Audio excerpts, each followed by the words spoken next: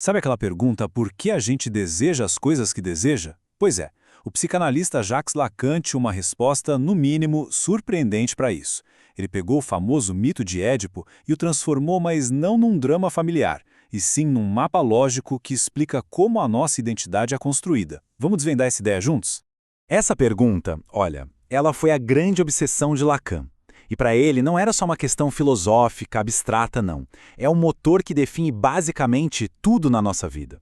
Pensem bem, por que nos apaixonamos por certas pessoas? Por que buscamos sucesso? Por que parece que está sempre faltando alguma coisa? A resposta, segundo ele, começa num lugar bem inesperado.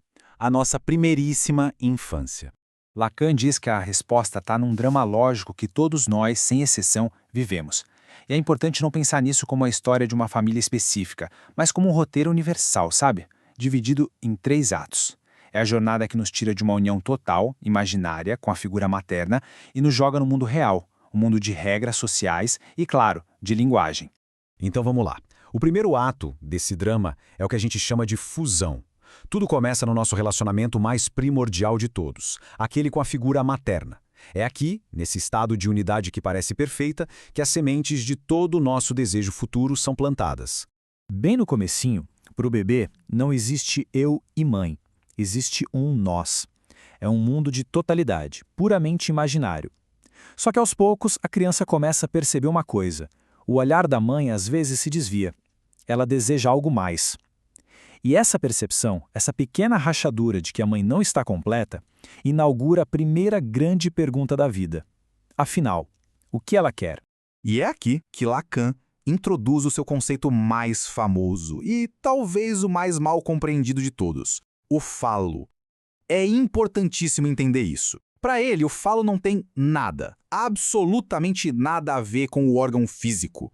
É um símbolo. Pensa que é o X na equação do desejo da mãe. É aquilo que a criança imagina que falta para a mãe, aquele objeto mágico que, se ela tivesse, a tornaria completa e feliz para sempre.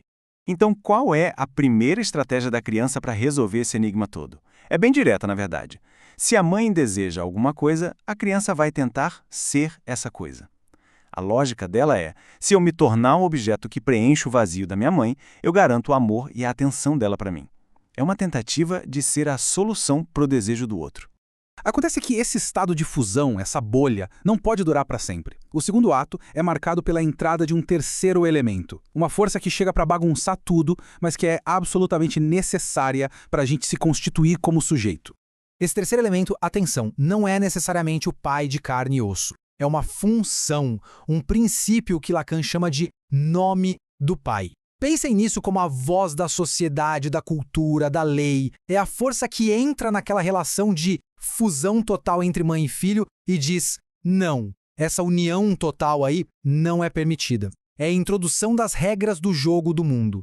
E como essa lei funciona na prática? Através de um corte duplo. De um lado ela diz para a mãe, olha, seu filho não pode ser tudo para você.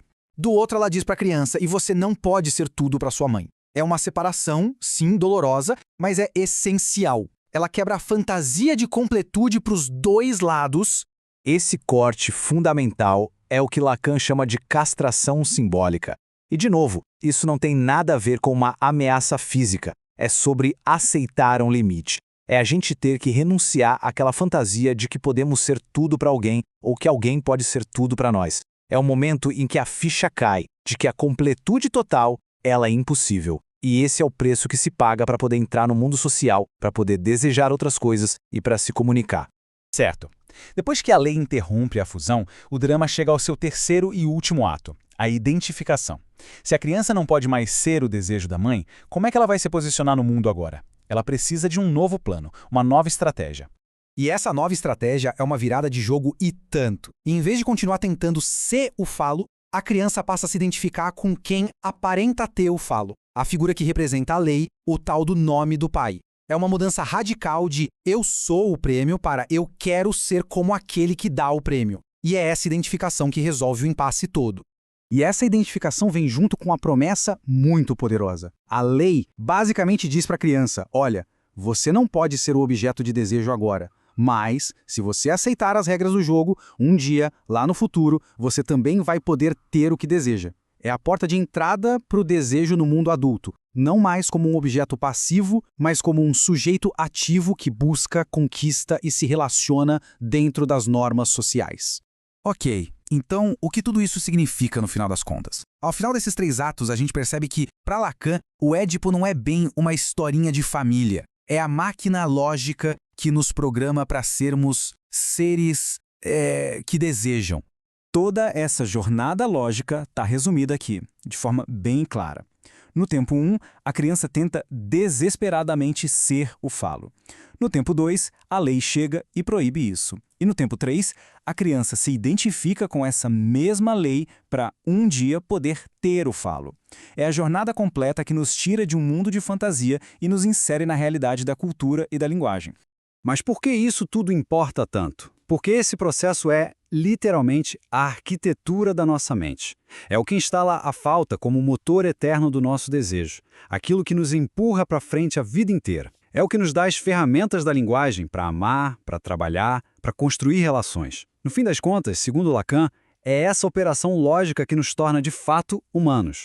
E isso tudo nos deixa com uma pergunta para o nosso tempo. O próprio Lacan já notava que a autoridade simbólica do pai estava enfraquecendo na cultura moderna. Se essa âncora, essa referência, está mais frouxa hoje em dia, como é que o sujeito contemporâneo está estruturando o seu desejo? Que novas regras, que novos dramas estão surgindo para dar conta dessa mesma lógica fundamental? A estrutura talvez não mude, mas as nossas respostas a ela, essas certamente estão.